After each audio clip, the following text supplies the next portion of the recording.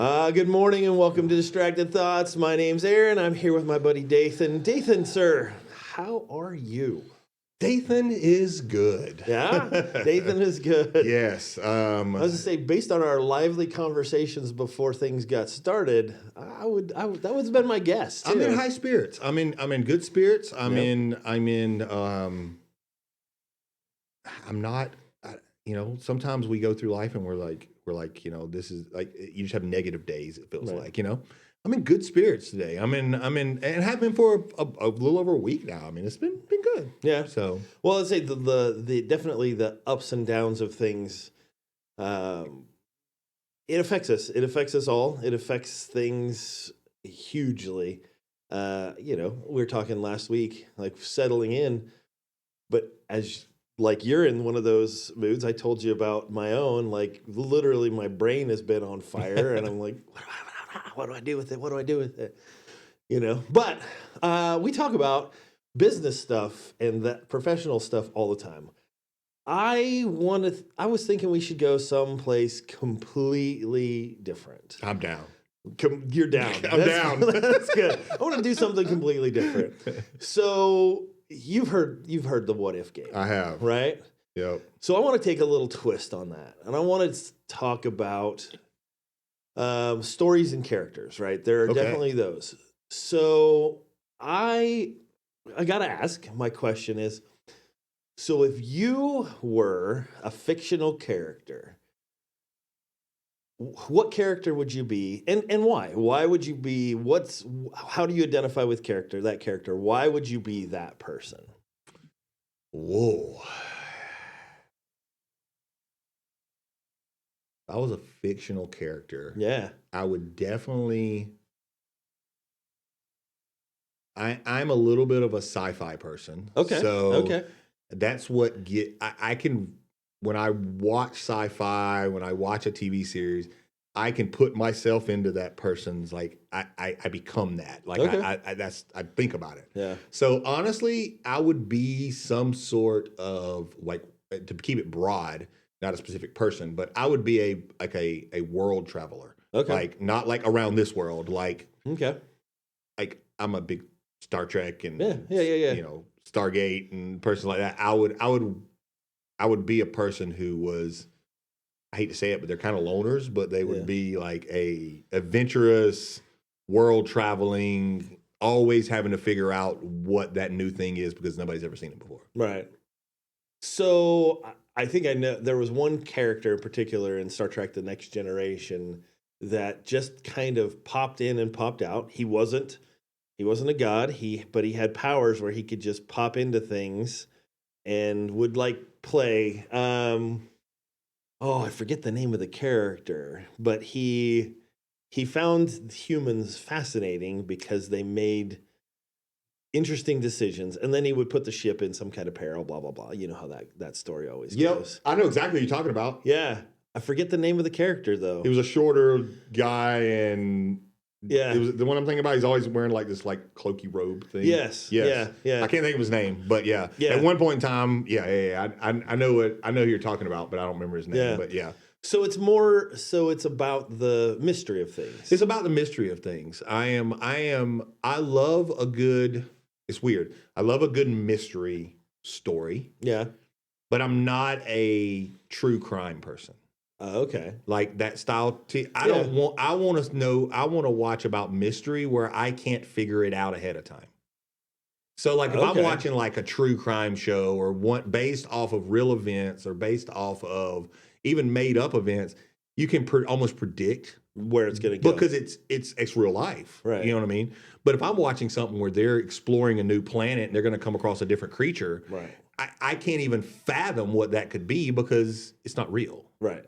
So that's my adventure. My adventure is the unknown, unreal stuff So that's interesting. It doesn't necessarily surprise me, but it does. I knew you were a sci-fi guy, but I didn't realize you were that big of a nerd. Yeah, I'm a closet nerd. You're a closet nerd. I will be honest with you. If I didn't have a family, like if I had gotten to this point in my life and I was 44 years old and I didn't have a wife or kids or anything like that, I would be doing everything I could to be on the first spaceship that's trying to go to Mars. Really? 100%. I'm gone. See you. I ain't never coming back. I don't care what it holds for me. I would be. Okay. I would be that person. I would be the person who was the first to sign up for the crazy things everybody's like, this is the alpha and you're going to die. Cool. Let's do it. No, thank you. That's me. No, thank you. Because it's the excitement of being the first. Yeah. It's the excitement of being, you know what? If it does succeed, right, it'll be awesome. Yeah. If it doesn't, I won't be around to think about it. So, but if it does succeed, it will be awesome. Yeah. You know, so it's funny because I'm not a thrill seeker. Huh. Like I'm not like, you know what? I want to go skydiving. That's on my list. I don't really care. If I get the opportunity one day, maybe I will, maybe I won't. You know what I mean? It's just one of those things. Yeah. I'm not that type of thrill seeker, but the unknown, the be the first somewhere, be the first to discover something, absolutely. I'm all over it if I could. Yeah, if you could. But you know, life circumstances, I would never do that and know that I'm putting someone else's life in jeopardy on top of my own. Right. Type deal. You know what I mean? So you'll take the risk as long as it's not detrimental to someone else. Yeah. And me going to Mars would be detrimental to my family, you know? Yeah. So, probably. Because the first ship probably won't even make it. But I mean, there's definitely high level of risk, but you're right. The reward, you will be known in history for that thing.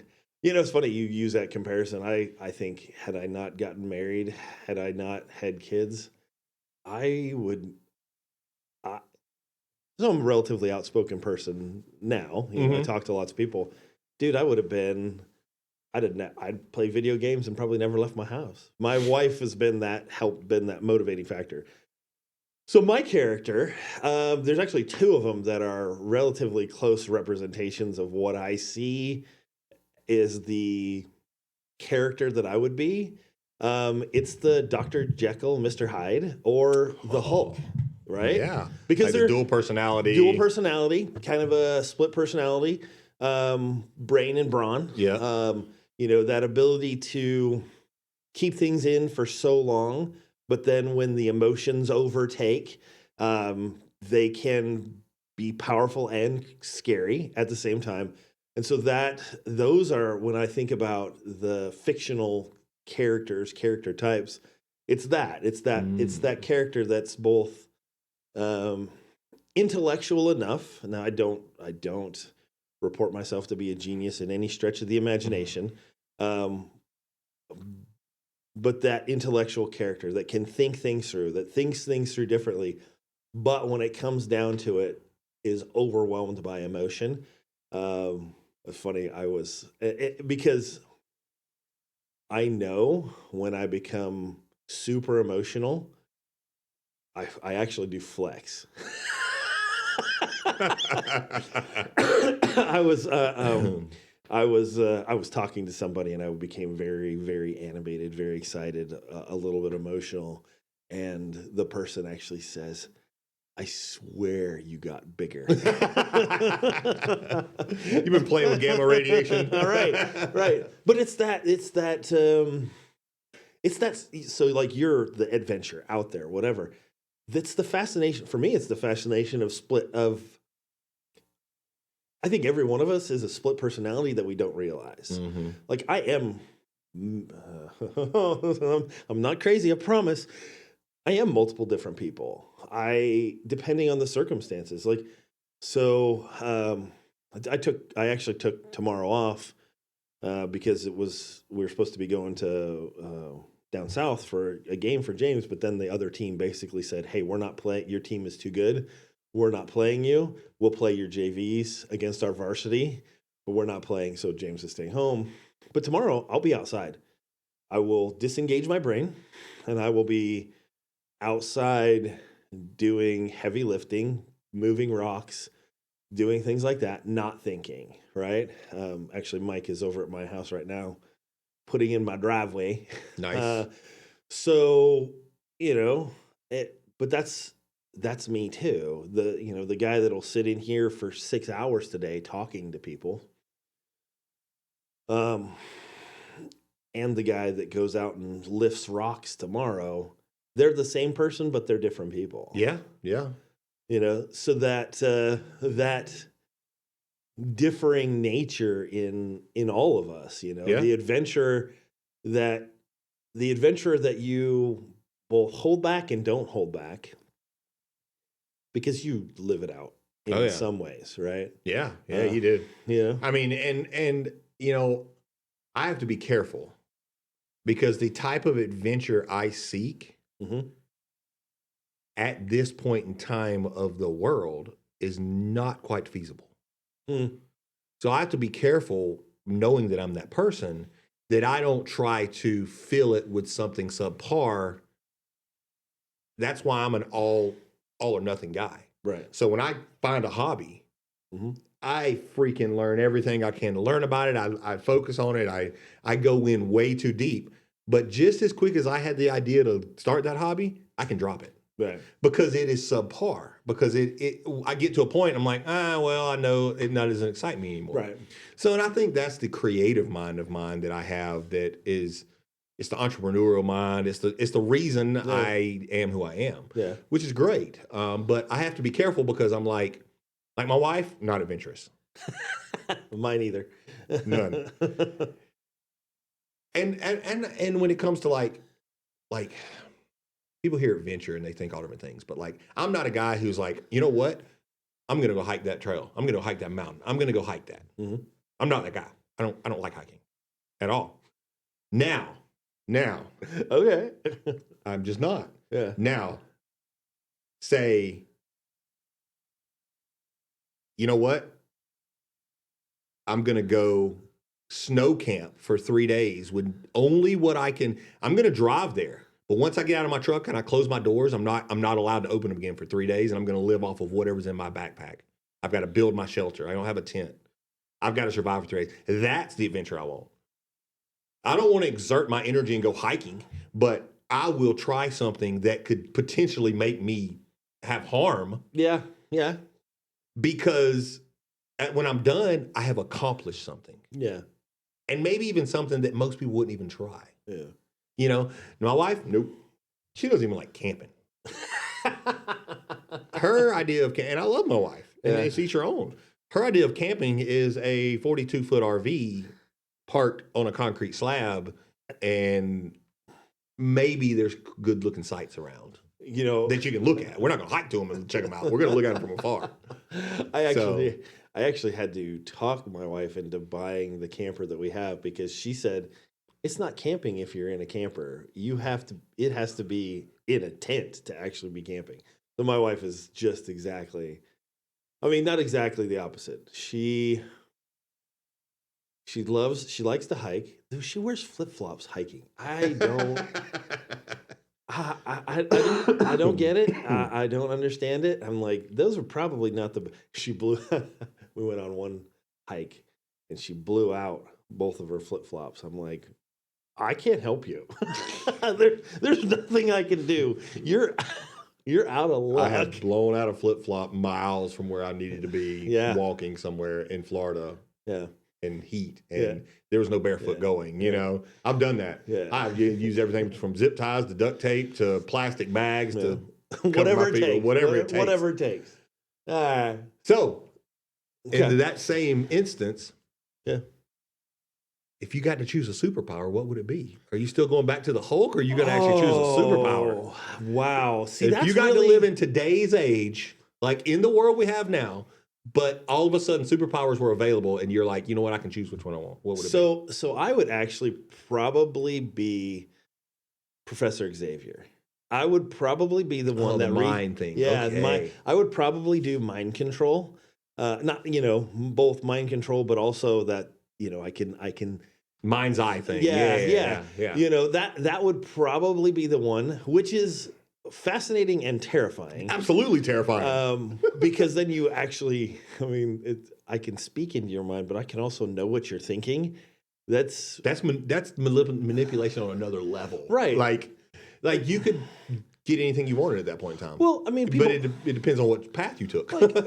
Okay, super strength. All right, fine. Super healing, whatever. Okay, I guess it comes back to that nature of things.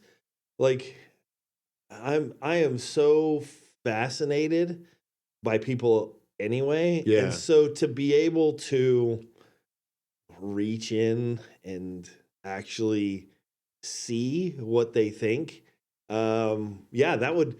Yeah, Okay. I've wondered about that. I've never heard anybody say that when No? I asked them that question. Never, never once. Of course, you would say it, but yeah. Well, I mean, Yeah. Like you think about all the other ones. I can fly. So what? I can get in a plane and I can fly. Yeah, you're right. Right? You're right. And no, it doesn't grant immortality. I don't want to live forever. I don't want something like that. This body has an expiration date. It will come someday. I'm okay with that. Yeah. But to understand, to reach into people's minds, and he could tweak things, and maybe I would, maybe I wouldn't. I'm as human as anybody else. Like I said, that Dr. Jekyll, Mr. Hyde, the Hulk metaphor. I have good and bad in me. I know that. But to be like, Professor X, absolutely. Okay. So what about you? Mine has never changed. No, I want to be a master of time and space, meaning. Oh. So have you ever seen the series Heroes? Yes. Okay, so Hideo Nakamura. Yeah. That.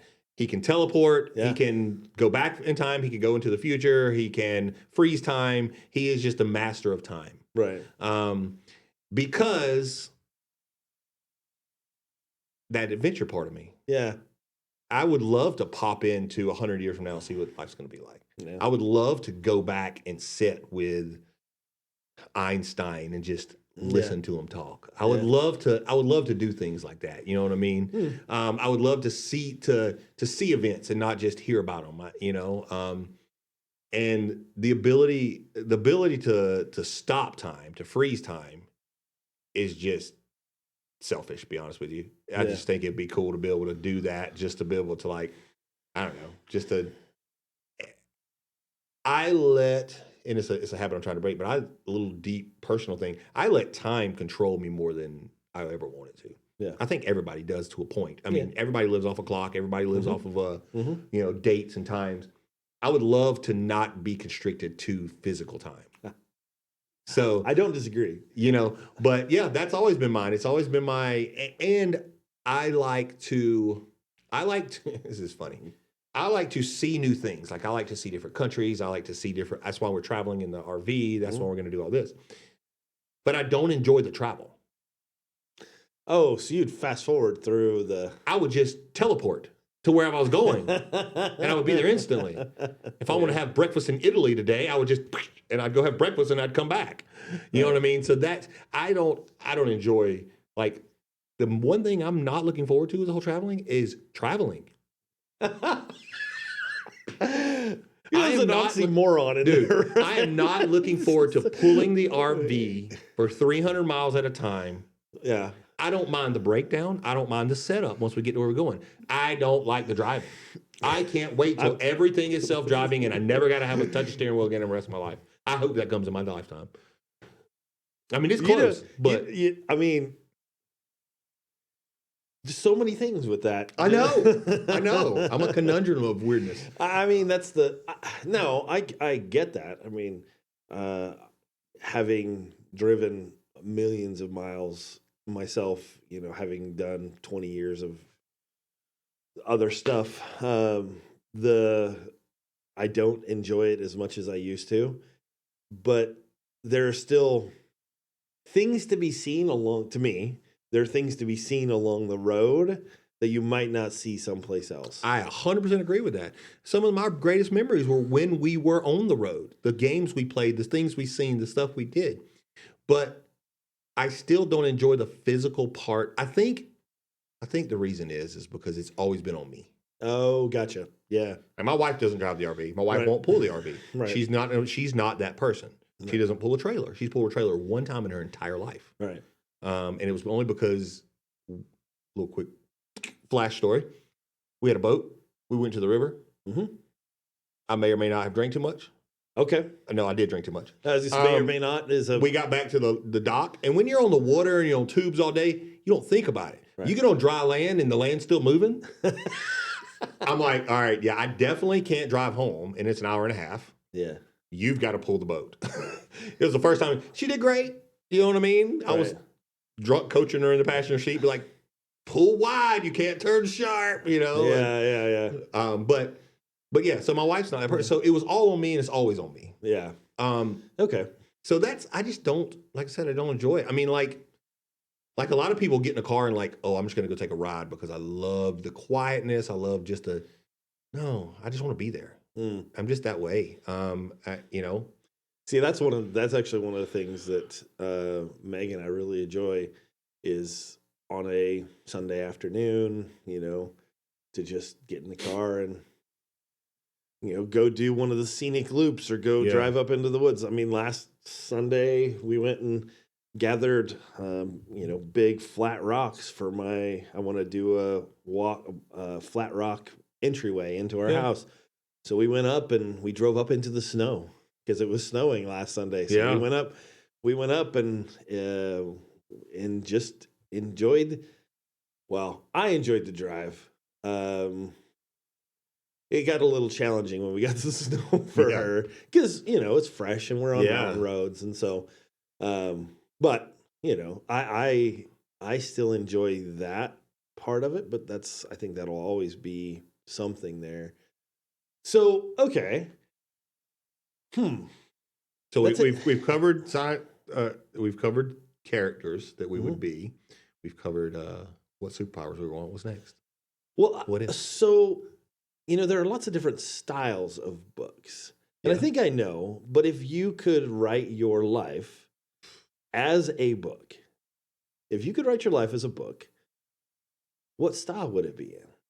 How would you write your... So I'm not writing a documentary. I'm just telling a story in a book form. Yes. So it ain't got to be all exactly right, it's just the gist of the story. Yeah. It would definitely be a science fiction book. Yeah, 100%. Yeah. We would be a family that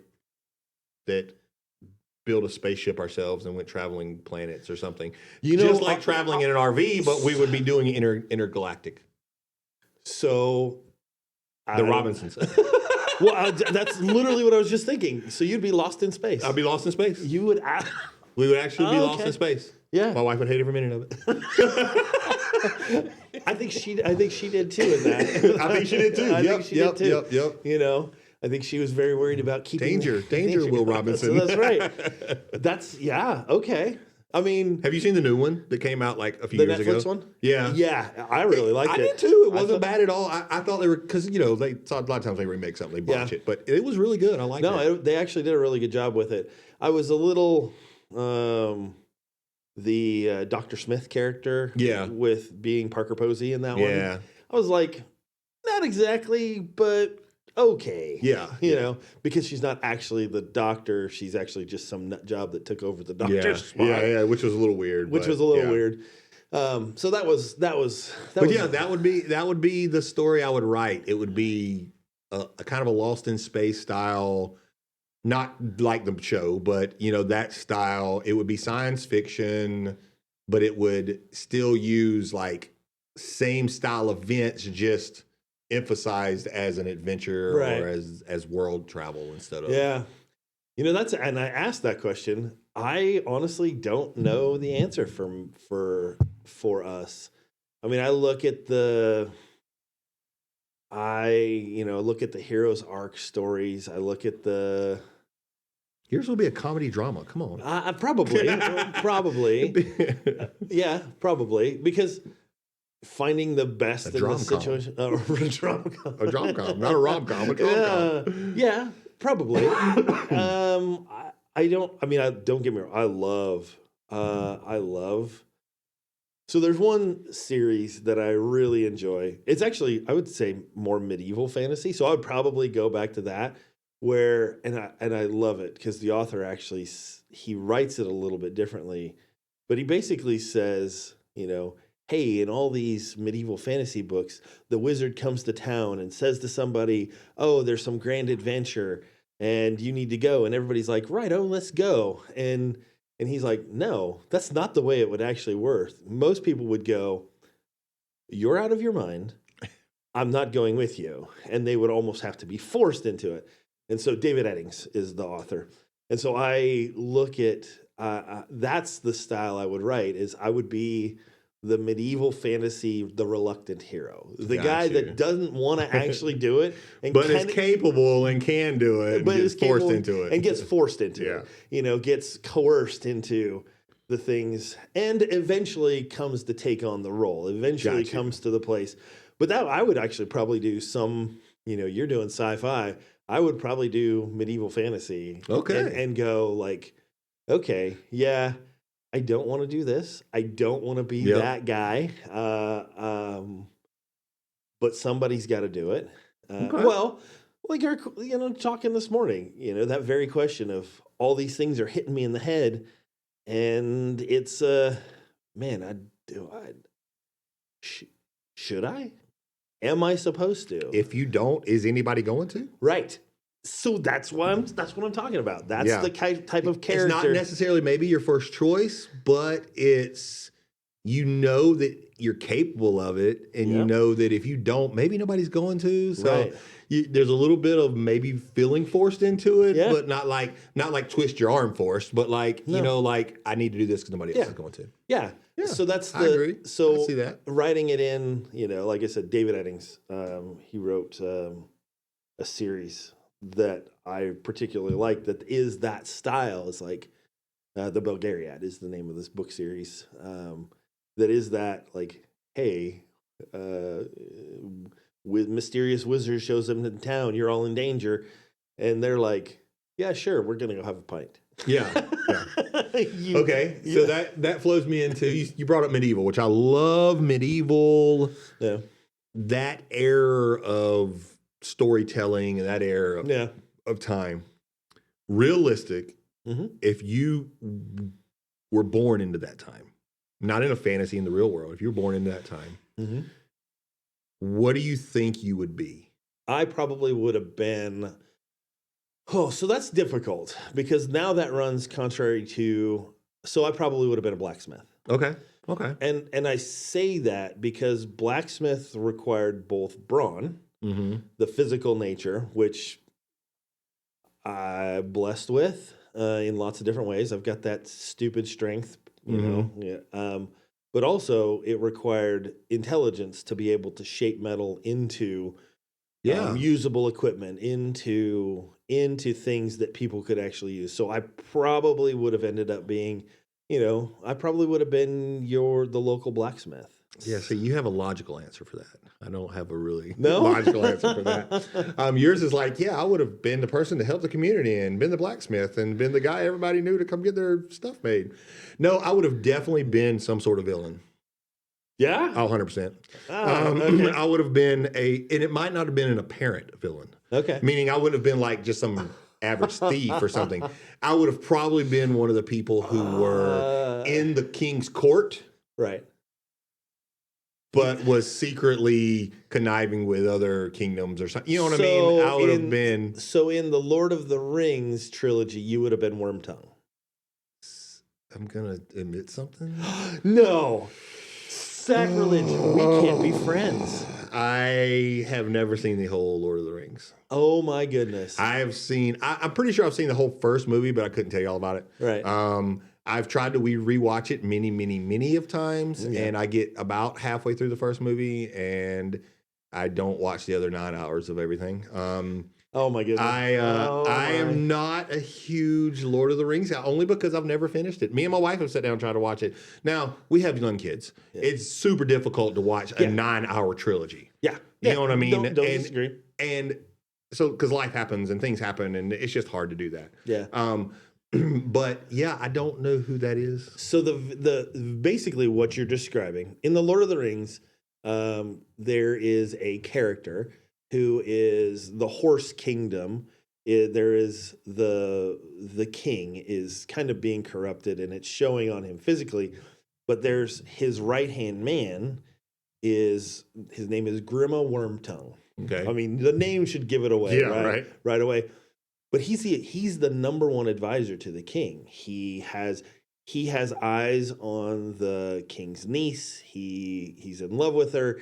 he conspires to get the king's son killed. So the king has no heir other than his niece.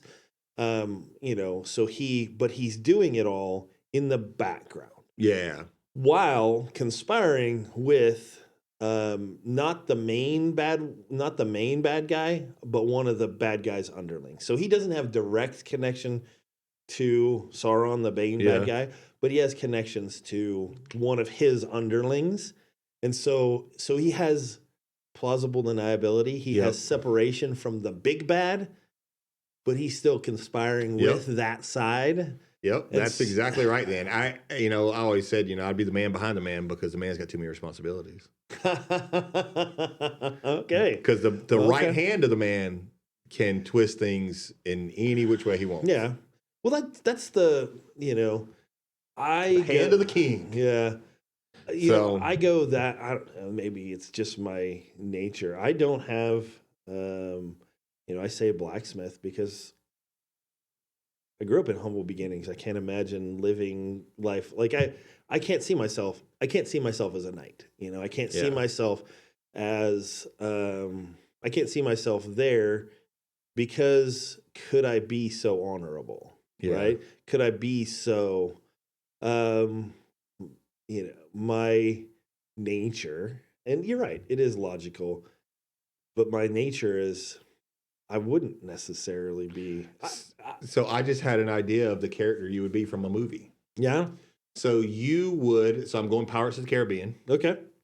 You would be, oh my gosh, not Jack Sparrow, the other one, the guy who's blacksmith and he was originally a pirate. Oh yeah, Will Turner. Will Turner. Yeah, that's who you'd be. You would be the blacksmith. Mm-hmm. Who gets forced into becoming the hero, even though he doesn't want to be, but he's not noble enough to be the main hero or the knight or the king's guard. Yeah. Yep, that's that. Yeah. Yeah. That would be. When you were saying all, I was like, oh, there's a character in a movie just like that. It's fun to think about things like that, And I think mine stems from the medieval thing. Stems from I would still be an adventure seeker. Yeah. But I don't want to be tied to rules when I adventure seek. Right. So that's why a knight is completely tied to rules. Yep. I was super interested in going into service when I was in high school.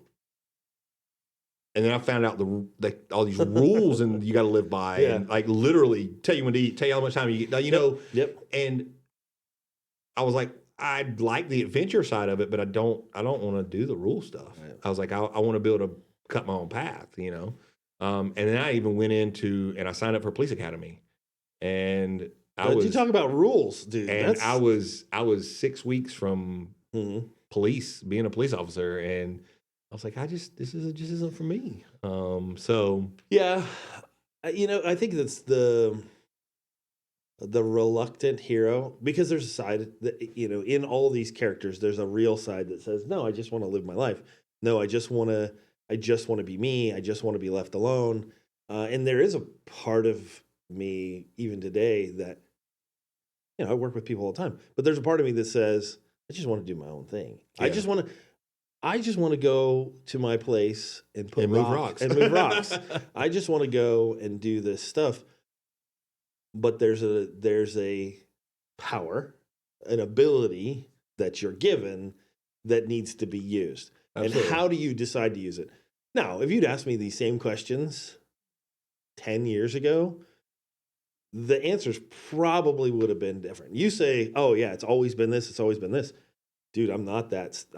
No, it's always, for me, it's always shaping, reforming. I mean, even the character, the Dr. Jekyll, Mr. Hyde, that is actually within the last 2 to 3 years that idea has been like, well, that's you. Well, it's funny because you could probably call my mother right now. Yeah.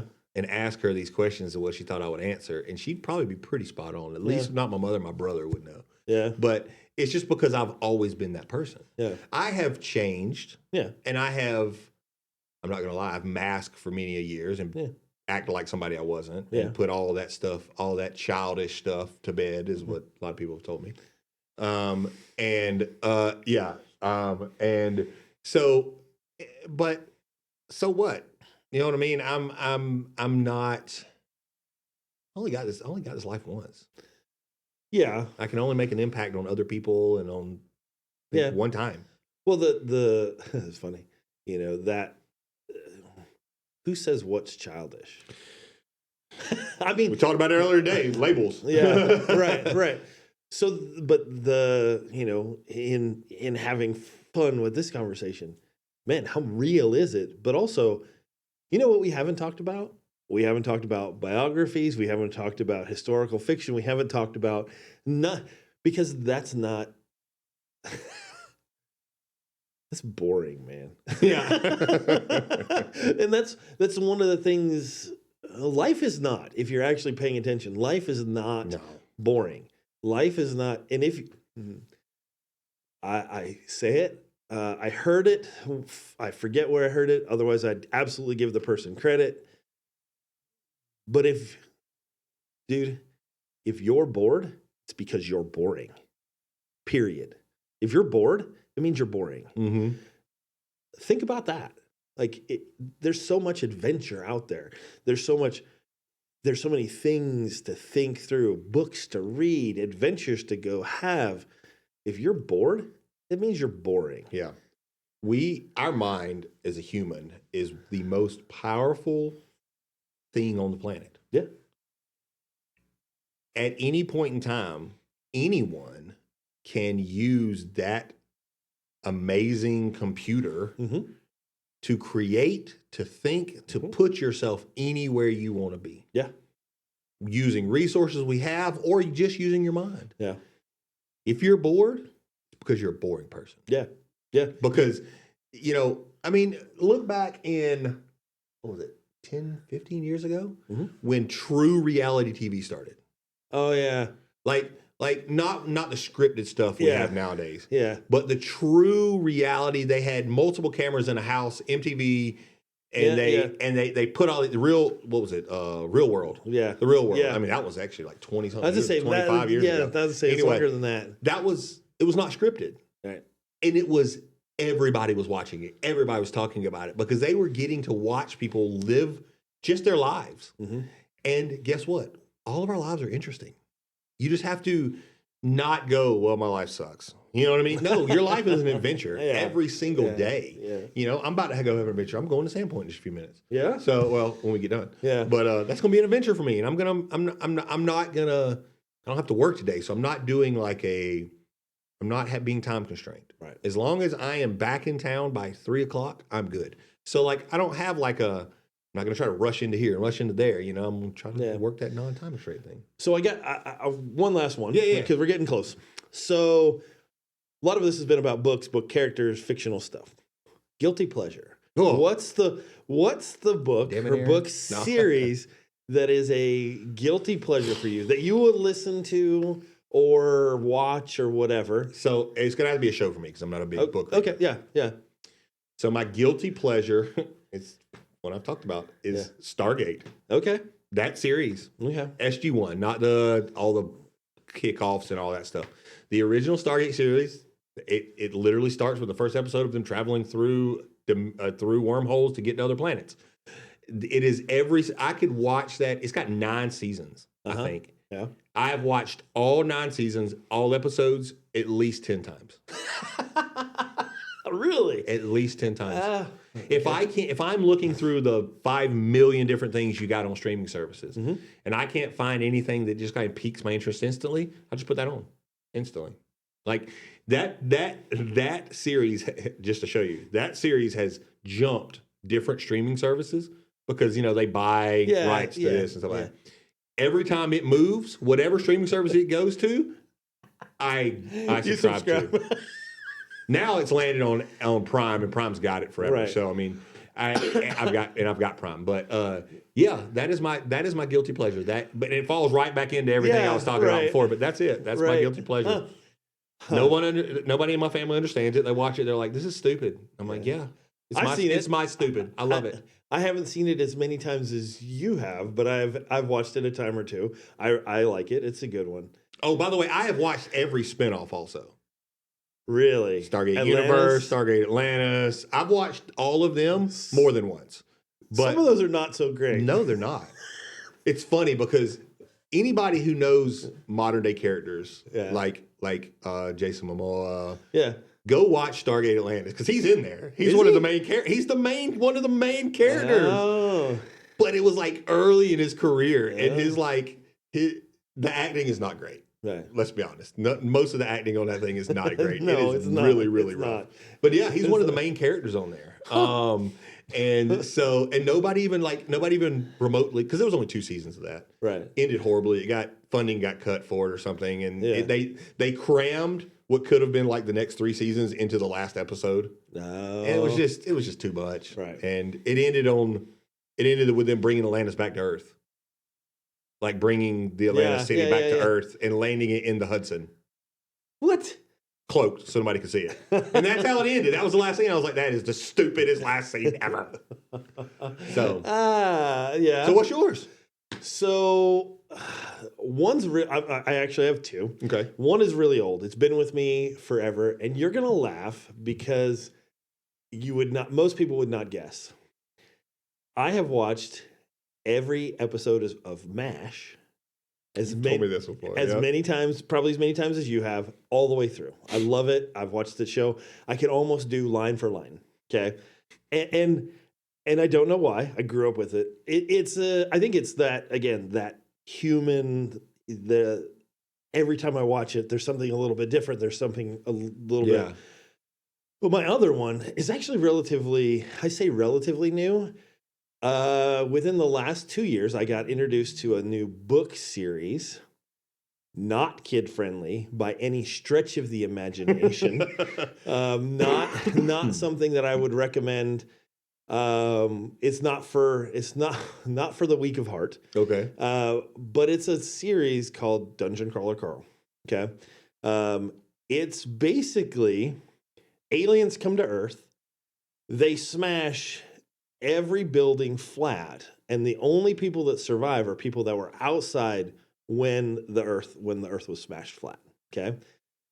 And what happens is they open portals into the Earth's crust and say, you can come in and you can fight in the dungeon, and if you make it all the way through 18 levels, which there will only be one winner, you can be the ruler of Earth. And it's televised to the rest of the universe. So it's reality but the whole story is following this guy Carl, who when he goes in, he is outside chasing his ex-girlfriend's Persian cat that he's about to steal because the cat got out. It's January 3rd in the middle of a snowstorm. He's outside in a leather jacket, boxers, and pink Crocs. He's chasing this cat when everything gets smashed flat. And he's like, I'm going to freeze to death. So he has to go in. And so he walks into the dungeon, Persian cat underarm, wearing boxers and a leather jacket, and has to try to figure out how to survive. And so, I mean, the language is terrible. The caricatures, like they try to pull different things from our fiction, our fan, and they get it wrong. Like, they do a character called a Mantar. So you know what a Minotaur is, right? Half man, half beast or whatever. Yeah, right. So they do a Mantar. So, and what that is basically they take a guy, they cut him off here, and then they put another set of upper body on top of it. So it's a dude with 4 arms, and they call it a Mantar. Like, that's the dumbest thing. So it's the guy from Mortal Kombat that you had to fight in the remember the multi-arm guy? Yeah. But it's basically, little spoiler, the cat, he gives this cat a treat that he got in the dungeon, and his cat starts talking to him.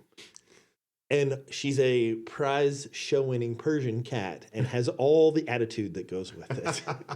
And so it's but I just got exposed to these books. A friend of mine I went to my 30th high school reunion, and a buddy of mine told me about them, and I am now listening to them for the third time in 2 years because they're that good. They're funny. They're kind of crazy. Even and Megan doesn't like these kind of books at all. She's listened to them twice. Wow. So she's like that. She's like, it's just it's a disconnect from reality. Yeah. So it's because I think we all have that guilty pleasure that's like the disconnect from reality. Yeah. You know what I mean? That it's just I don't want to think about the real world right now. I want to step away. I want to step away. I want to step away. Yeah. I want to step away. That's why I think that I've been contemplating getting into D&D. Oh. So and the problem is I know myself. Mm-hmm. I know how I get when I take on something new, and I will put tons of time into it, like tons of time. But like Garrett's big into it now. I mean, we went to a nerd convention last Saturday, and we went to Sandemonium in Sandpoint. It was. I didn't even know that was. They've been doing it for 10 years. It was huge. So I about a year ago, I went and played D&D for the first time because I played it a ton when I was younger. But I went and played for the first time in a while. I went and played with Christian and Mariah Workman. And I loved it, and it was great. And it was interesting too, because as I sat around the table and I looked at all the faces there, none of them were born the last time I played D&D. Not any of them were alive. The last time crowd. I had even, so it was, they're all 30 and under. 29. I'm like, I haven't played this game since I was 18. And I'm looking around the table and I'm like, I haven't played with them again since. But it's one of those things, thoroughly enjoyed. I used to have all the books. I'm pretty sure my grandma burned them as devil worshiper stuff. So, but I used to have all that stuff and loved it. I actually still have character sheets that I have tucked away in a trunk, and I don't know why I still have them. I might never play the game again, but that's one of those. It's good, but to really do it and do it well, you should. Well, you should play with somebody else first, and then get eased into it. Every other Sunday or 2 Sundays a month, in the afternoons down at CQB, the lobby is turning into Magic the Gathering / D&D. So, interesting. So there's like 20 people going to be there this Sunday playing Magic the Gathering. I literally pulled my cards out when we were unpacking the other day, because I still have ones that are first edition. I've been There's probably some money in some of those cards. Yeah, I don't know anything about them, but we don't do anything Sunday afternoons down there. Yeah. And so Richard's real big into it, and he's like, "Hey, could I try to put together like a D&D session or a Magic the Gathering session where we meet here every Sunday?" And I'm like, "Sure." It's not being used. Yeah. It's not going to cost me anything. And I'm already having people that is hearing about it going, "Hey, are you going to have like dice for sale and cards for sale?" And so it could be a whole nother, my business mind's like, I could create a whole section of just like, because there's nothing like that up here. No. I mean, the closest thing is a gas station in Sandpoint sells Magic cards. Like, there's not, so it's it's another community, and the airsoft community goes hand in hand. They're all just nerds. Yeah. So I mean, I count myself as that. I'm not trying to offend anybody. Well, I have several decks built. I don't know if they would allow them, because I do have some things that are old, and I'm out of date on some of the rules on some of the new commanders and that kind of stuff. But I don't know anything about it. I've got to learn everything, dude. All I know is I don't know anything. That's it. It's fun. Like I said, I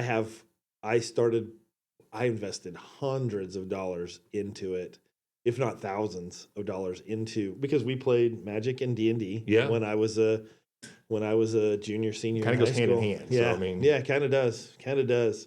Wow. All right, man. We built up an hour. Well, it's been it was one of those good ones, I think. I think it was too. Yeah. I mean, good laughs and a little insight outside of what we usually do, which I really like. I think we're going to have more of these. So I think stay tuned. So, Dathan, thoughts? Oh my goodness. Final thoughts. It's okay to disconnect from time to time. Yeah. It's okay to have these what if, who would I be if I was this, fill in the blank. It's okay to have those thoughts. Don't let the world say you've got to conform to this little box and you're not ever allowed to, or you're weird if you have thoughts of, Don't be afraid of your guilty pleasure either. Like my guilty pleasure is a freaking sci-fi show. I mean, don't be afraid of it. You'd be surprised when you start talking about it to other people, how many people have those things that they just don't talk about. Well, and that idea of childishness, like, that's not I have my responsibilities. I know who I am as an adult and the things that I have to take care of, but it also doesn't mean that I have to put away the things that keep me recharged to be able to do that stuff. Yeah. Being able to disconnect with playing a game with a friend or being able to step out of my own head for a minute, because I take on, you take on the cares of the world, and if you take them on too heavily, they will crush you.